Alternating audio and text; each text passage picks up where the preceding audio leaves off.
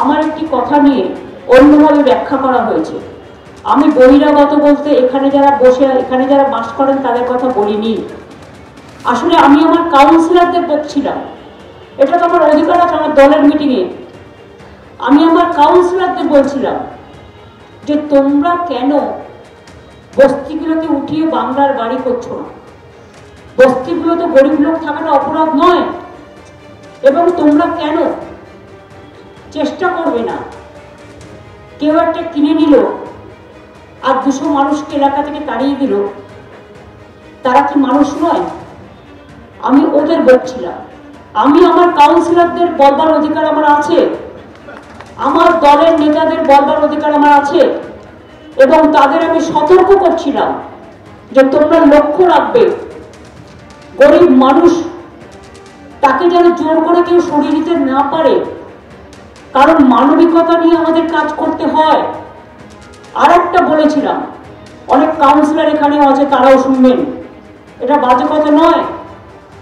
এবারে কলকাতায় যে জলটা জমেছিল মাল্টি স্টোর কিছু বিল্ডিংয়ে, তার কারণটা হচ্ছে যে বাড়িটা তৈরি করে দিয়ে চলে গেছে সে ড্রেজিং ব্যবস্থা করেনি, তা সেটা একবার তাদের এখতিয়ার নেই, আমি তাদের অ্যালার্ট করেছি। আর বহিরাগত বলতে আমি কাদের বলেছি? আমি একটা রাজনৈতিক দলকে বলেছি, যারা বাইরের লোক নিয়ে এসে এখানে আমাদের ভোটারদের নামের পাশে আপনারা দেখেছেন 10টা করে বাইরের লোকের নাম তোলে, তার মানে যাতে এখানকার ভোটারটাও ভোট দিতে না পারে। এখানে যারা থাকে তারা মোর দ্যান বেঙ্গলিজ, তাদের আমি সম্মান করি, ভালোবাসি। তাদের ডান্ডি নাচ থেকে শুরু করে, তাদের নবরাত্রি থেকে শুরু করে, তাদের প্রত্যেকটা হোলি উৎসব থেকে শুরু করে সব কটাতে আমরা পা মেলাই, হাত মেলাই। এটা মনে রাখতে হবে। ইলেকশনের নাম করে কিছু লোক বহিরাগত চলে আসে, বিভিন্ন হোটেল ভাড়া করে, বিভিন্ন গেস্ট হাউস ভাড়া করে, আর যাদের অনেক টাকা আছে তারা অনেক ফ্ল্যাট কিনে নেয়। সেখানকার বাসিন্দা নেই। বলুন তো, একজন লোকের যদি নাম এখানেও থাকে আবার আর একটা প্রান্তও থাকে, তো দুটো নাম তো একটা লোকের দু জায়গায় থাকতে পারে না, যে কোনো একটা নাম থাকতে পারে। এতে তো তার সে চিটিং করছে।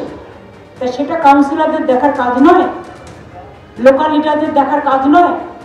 এই কথাটা বলতে গিয়ে তারা ব্যাখ্যা করলেন অন্যভাবে। অর্থাৎ মুখ্যমন্ত্রীর দাবি, তার ব্যাখ্যা আপনারা শুনলেন। একটু প্রেক্ষিতটা মনে করিয়ে দিই। 14 তারিখ একেবারে বিজয় সম্মেলনী অনুষ্ঠানে সুব্রত বক্সী তিনি বলেছিলেন মমতা বন্দ্যোপাধ্যায় প্রার্থী হতে চলেছেন, প্রচুর ভোটে তাকে জেতাতে হবে, এবং তারপর অডিও বার্তায় ভবানীপুরে বাইরে থেকে লোক নিয়ে এসে ভরিয়ে দেওয়া হয়েছে বলেছিলেন মুখ্যমন্ত্রী মমতা বন্দ্যোপাধ্যায়। আর আজকে কি ব্যাখ্যা দিলেন আপনারা শুনলেন। আমি রাজস্বীর কাছে আসবো। রাজস্বী, মুখ্যমন্ত্রী বলছেন যে বহিরাগত বলতে আমি একটা রাজনৈতিক দলকে বলেছি। শাক দিয়ে মাছ ঢাকছেন। মমতা বন্দ্যোপাধ্যায়ের বাড়ি হরিশ চ্যাটার্জি স্ট্রিটে ঢুকবেন, ঢুকে বাঁদিকে গলিতে যে মিলন সংঘের মাঠটা আছে, যেখানে রোববার দিনকে মমতা বন্দ্যোপাধ্যায় দরবার করেন, ওই মিলন সংঘের মাঠের ঠিক উল্টো দিকের রাস্তা দিয়ে গেলেই যে বস্তিটা ধাক্কা খাচ্ছে, ওটা দিয়ে গিয়ে পড়ছে পটুয়াপাড়ার রাস্তাগুলো। পটুয়াপাড়ার কতগুলো বস্তি ওখান থেকে তুলে দেওয়া হয়েছে। পটুয়াপাড়ার রাস্তাগুলো দিয়ে দেখুন একটা বাঙালি বাড়িতে কোনো লোক নেই। 35টা প্লট কেন ওই রাস্তার উপরে, হরিশ চ্যাটার্জি স্ট্রিট এবং পটুয়াপাড়ার যে রাস্তাটা ঠিক পাশে প্যারালাল রাস্তাটা, ওই রাস্তাটাতে কতগুলো বাড়ি, কতগুলো ফ্ল্যাট এদের পরিবারগুলো কিনে নিয়েছে। কিনে নিয়ে প্রমোশন কে করেছে? ওর লোক, ওর পরিবারে, ওর ওয়ার্ডের। আসতে বেরোতে যেখান থেকে দেখতে পাচ্ছে যেখানে মিলন সংঘের মাঠগুলো হয় তার আশেপাশে এতগুলো ফ্ল্যাট প্রমোশন হয়ে গেল। মমতা বন্দ্যোপাধ্যায় এখন শাক দিয়ে মাছ ডাকছে। আরেকটা কথা, এই যে উনি বললেন না যে বাড়িতে মাল্টি স্টোরিড বিল্ডিংয়ে জল জমে গেছিল কারণ ড্রেজিং হয়নি, মানে ড্রেনেজ সিস্টেম তৈরি করেনি, আমার মনে হয় এটা বলতে চাইলেন। আচ্ছা, ড্রেনেজ সিস্টেম না তৈরি হলে পরে কলকাতা কর্পোরেশন এনওসি দিল কি করে? ওখানে তো এনওসি হওয়ার কথা নয়। ড্রেজিং তো by hook or by crook anyways ওখানে হবে, তাহলে পরে ওখানে জল জমে যাচ্ছে কি করে? এগুলো প্রত্যেকটা বানিয়ে বানিয়ে মিথ্যে কথা বলা হচ্ছে। আর একটা কথা বলে শেষ করছি, সেটা হচ্ছে চেতলার কথা। চেতলা ভবানীপুরের মধ্যে পড়ে। এই চেতলা ববি হাকিমের বাড়ি ছাড়িয়ে যে বাঙালি বস্তিগুলো ছিল, একটা বাঙালি বস্তিতে এখন বাঙালি থাকে না। সমস্ত জায়গায় বহিরাগত বং আলী যুক্ত হয়ে গেছে, অটো ড্রাইভারের ঠিক হয়ে গেছে। যারা বাইরে থেকে লোক নিয়ে এসে ভোটার তালিকায় নাম তুলে দেয়, নাম তুলে দেয়, তাদের কথাই বলতে চাইছি, একটা রাজনৈতিক দলকে বোঝাতে চাইছি। তার আগে দেখাবো নন্দীগ্রামে হারিয়েছি, ভবানীপুরেও হারাবো, ফের হুঙ্কার আজকে দিলেন শুভেন্দু অধিকারী। কে বহিরাগত? উত্তরপ্রদেশে, পাঞ্জাব, মহারাষ্ট্রের লোক, এরা বহিরাগত। শুনুন কি বলেছেন তিনি। একে তাড়াতেই হবে, তাড়াতেই হবে, তাড়াতেই হবে। নন্দীগ্রামে হারিয়েছি, ভবানীপুরেও হারাবো। বাইরে কারা? ভারতীয়রা আসছে, বাংলাদেশিরা আসছে। বহিরাগত কে? উত্তরপ্রদেশের লোক, মহারাষ্ট্রের লোক বহিরাগত, পাঞ্জাবের লোক বহিরাগত, ভারতীয় তো। ভারতবর্ষের যে কোনো এক জায়গায় নাম রাখতে পারে, ততক্ষণ তো বাংলাদেশি মুসলমানের নাম থাকবে না। ভবানীপুর বিজেপির জায়গা, চিন্তার কোনো কারণ নেই। মণিশঙ্কর, তো বহিরাগত কারা? শুভেন্দু অধিকারী বলছেন যে উত্তরপ্রদেশ, পাঞ্জাব, মহারাষ্ট্রের লোক সবাই তো এরা ভারতীয়, আলাদা করে তো এরা বহিরাগত নয়, বাইরের কোনো দেশ থেকে তো আসেননি। না, তার মানে কথা হচ্ছে যে এরা কি একটা সরকারকে পাল্টাতে চায় না, শুধুমাত্র মুখ্যমন্ত্রীকে হারানোটাই উদ্দেশ্য। যদি এরকমটা হয় যে অন্য রাজ্যের লোক এই রাজ্যে এসে পরে ভোটার কার্ডে নাম তুলে থাকতে পারে, সেটা আইনে আছে, সেটা থাকতেই পারে। শিফটিং ফর্ম 6, 7, 8 আমাদের তো আছে, থাকতে পারে। তাহলে কি তারা অন্য রাজ্যের লোককে ক্যালকুলেশন করে এই নিয়েই কিন্তু বিতর্ক এসআইআর নিয়ে। কি বিতর্ক? না, আর্টিকেল 324, 25, 26 যদি দেখো যে এসআইআর নিয়ে তো কোনো বিরোধ নেই, এসআইআর তো হবে। এবং রিভিশন, যেটা জেনারেল রিভিশন, সেটা তো আগেও হয়েছে, লক্ষ লক্ষ লোকের নাম বাদ গেছে, ভুয়ো ভোটার। বিতর্কটা কোনখানে? বিতর্কটা হচ্ছে যে দেখুন ইডি সিবিআই দিয়ে একবার সরকারটাকে চেঞ্জ করতে চাইলেও পারলো না। তারপরে দেখা গেল যে এইখানে যে বাইরের লোককে নিয়ে এসে, কতগুলো বিজয় বর্গীকে নিয়ে এসে, মানে বাইরের লোককে দোয়েল পায়েল সবাইকে টিকিট দিয়ে পারলো না। এখন যেটা হয়েছে সেটা হচ্ছে এসআইআর এর নাম করে ক্যালকুলেটিভ ওয়েতে কোথায় না, মণিশঙ্কর দা দেখুন, কোথায় ভোট কমানো। সবাই আপনারা বলছেন বহিরাগততে আপত্তি এবং অনুপ্রবেশে আপত্তি, কিন্তু যারা ঢুকে পড়ছে তারা কাদের পারমিশন নিয়ে ঢুকছে, কাদের দ্বারা অনুমতি পাচ্ছে, এটা দেখার দায়িত্ব কার?